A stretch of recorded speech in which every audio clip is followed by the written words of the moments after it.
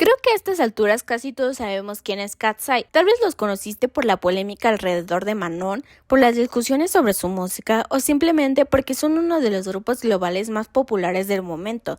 Pero hace un año la conversación era muy distinta. Antes de debutar, mucha gente no conocía a las integrantes por su talento, sino por algo más, sus nacionalidades, sus culturas y sus identidades. Estaba la chica de Filipinas, la de Suiza, la de Corea, la de Estados Unidos, la de India, etc. Y obviamente eso no fue una casualidad. Cuando vemos de dónde salió Katseye, nos damos cuenta de que la diversidad no era solamente una característica del proyecto, era la parte central de su propuesta. La idea principal era crear un grupo global donde personas de distintas partes del mundo pudieran verse reflejadas. Si eres una chica de India, podías identificarte con Lara o Rela. Si eres latina, podías apoyar a Daniela, Celeste o Samara. Si eres filipina, podías apoyar a Sofía. Y así con las 20 chicas de la competencia, y en teoría eso suena increíble.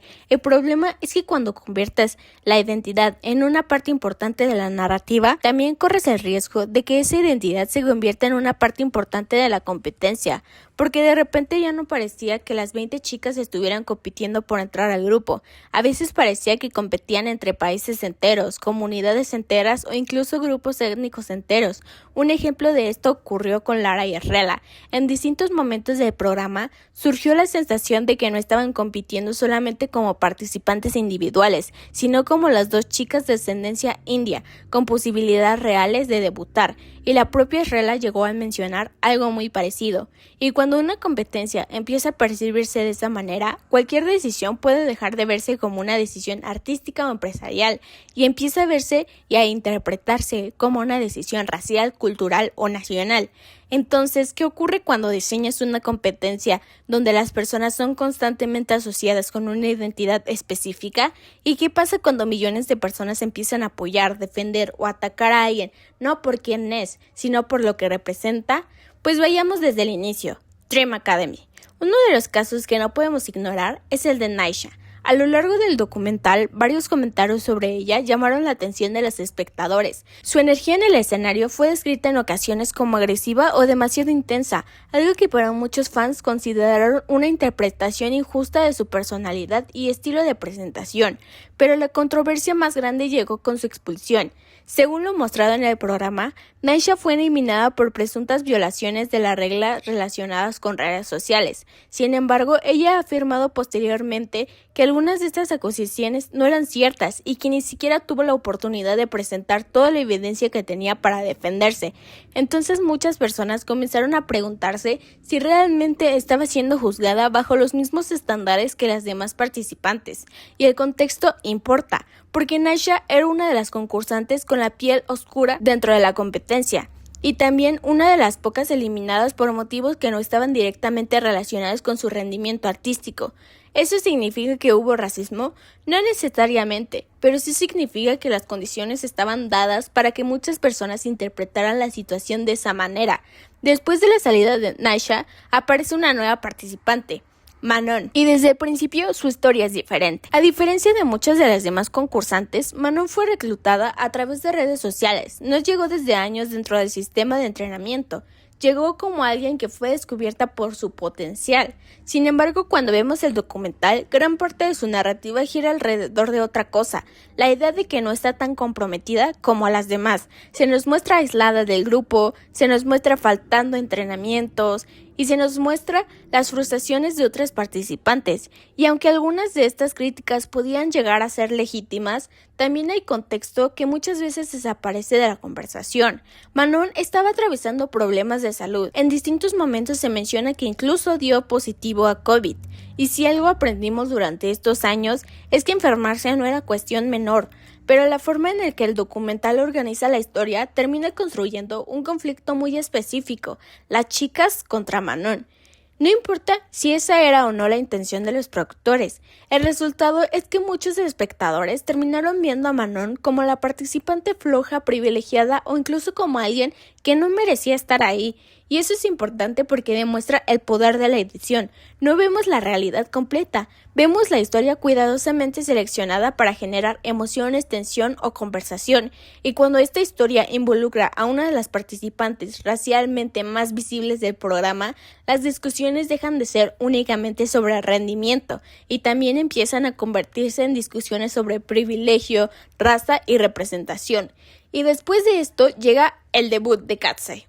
Algo que muchas veces olvidamos es que estamos hablando de una empresa con una enorme experiencia construyendo grupos.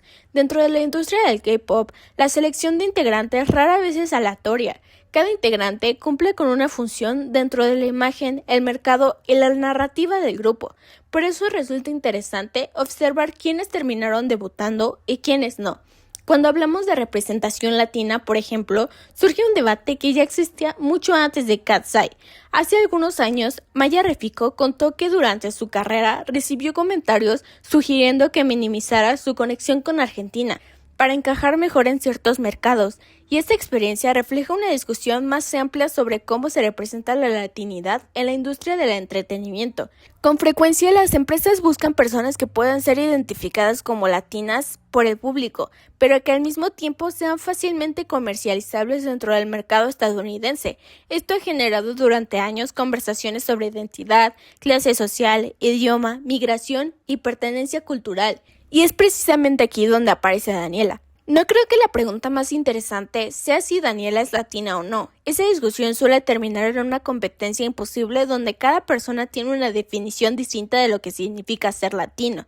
La pregunta que me parece más relevante es otra. ¿Era predecible que surgiera controversia alrededor de su representación? Yo diría que sí. Daniela creció en Estados Unidos y era la única estadounidense entre las principales concursantes que estaban siendo vistas por muchos fans como representantes de Latinoamérica. En un programa donde las nacionalidades y los orígenes culturales habían sido una parte tan importante de las narrativas del principio, era inevitable que algunas personas cuestionaran quién estaba siendo elegido para representar una comunidad tan diversa, y la situación se volvió todavía más polémica cuando comenzaron a circular comentarios atribuidos a su padre, incluyendo publicaciones que algunos fans consideraron xenófobas o despectivas hacia ídolos coreanos. Independientemente de lo que cada persona piense sobre Daniela como individuo, el resultado fue el mismo, una conversación que ya no gira alrededor de talento, baile o desempeño. La conversación gira alrededor de la identidad, y eso es justamente el patrón que se repite una y otra vez en Katseye. Cuando una empresa convierte la representación en parte fundamental de su narrativa, también convierte esa representación en un campo de batalla para el público. Y finalmente llegamos a la polémica más reciente. Y curiosamente volvemos al mismo lugar donde empezó gran parte de la historia, Manon. Como vimos anteriormente, Dream Academy construyó durante meses una narrativa de tensión entre Manon y el resto de los participantes. Aunque el documental termina mostrando conversaciones, reconciliaciones y una aparente resolución de conflictos, la discusión nunca terminó realmente. Porque mientras para el programa la historia había terminado, para el fandom apenas había comenzado. Desde el debut de Katseye, una parte de los fans han interpretado distintas decisiones de la empresa a través de una perspectiva racial. Un ejemplo de esto ocurrió durante las promociones iniciales del grupo, donde algunos seguidores argumentaron que Manon estaba recibiendo menos visibilidad que otras integrantes, o que no estaba siendo utilizada de la misma manera dentro de ciertas campañas y contenidos.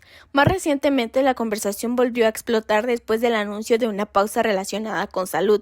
La situación se volvió aún más confusa cuando posteriormente Manon publicó mensajes transmitiendo tranquilidad sobre su estado físico, y las dudas aumentaron cuando se confirmó la participación del grupo en importantes eventos públicos, mientras los fans seguían intentando entender exactamente qué estaba ocurriendo. No estoy diciendo que exista evidencia del racismo detrás de cada una de estas decisiones. De hecho, probablemente nunca sabremos todas las decisiones internas detrás de ellas, pero creo que eso tampoco es lo importante. Lo importante es que gran parte del público sí interpretó estos acontecimientos a través de una lente racial, y eso nos devuelve a la pregunta central del video: ¿por qué tantas personas llegaron automáticamente a esa conclusión? Porque cuando construyes un proyecto alrededor de la representación, no solo obtienes beneficios de la representación, también heredas todas las tensiones, conflictos y prejuicios que existen alrededor de ella. Y creo que justamente aquí está el mayor problema de Cat's Eye, no en que sean diversas, no en que haya integrantes de distintas nacionales o que existieran integrantes queer. El problema es que todo parece estar diseñado para ser vendido. A lo largo de este video hemos visto cómo las nacionalidades se convierten en marketing, cómo la representación racial se convierte en debate y cómo la identidad cultural termina siendo utilizada como parte de la narrativa del grupo. Y cuando observamos algunas de las polémicas más recientes, el patrón parece repetirse.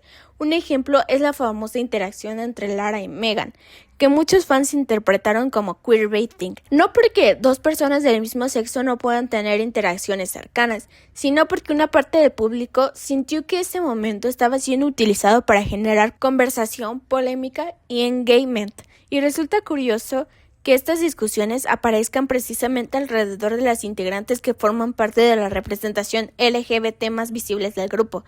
Pero al final ni siquiera se trata de esa escena en específico, se trata de algo mucho más grande. Se trata de que cada característica de los integrantes parece transformarse en contenido. Sus nacionalidades se convierten en contenido, su raza se convierte en contenido, su sexualidad se convierte en contenido, sus conflictos se convierten en contenido, incluso las polémicas terminan convirtiéndose en contenido. Y cuando todo esto se transforma en una herramienta de marketing, llega un punto en el que las personas dejan de sentirse como personas y empiezan a sentirse como productos cuidadosamente diseñados para distintos segmentos de la audiencia. Y si la industria sigue tratando la identidad como un producto antes que como una característica humana, probablemente veremos cada vez más grupos con mucha visibilidad, mucha polémica y mucho ruido.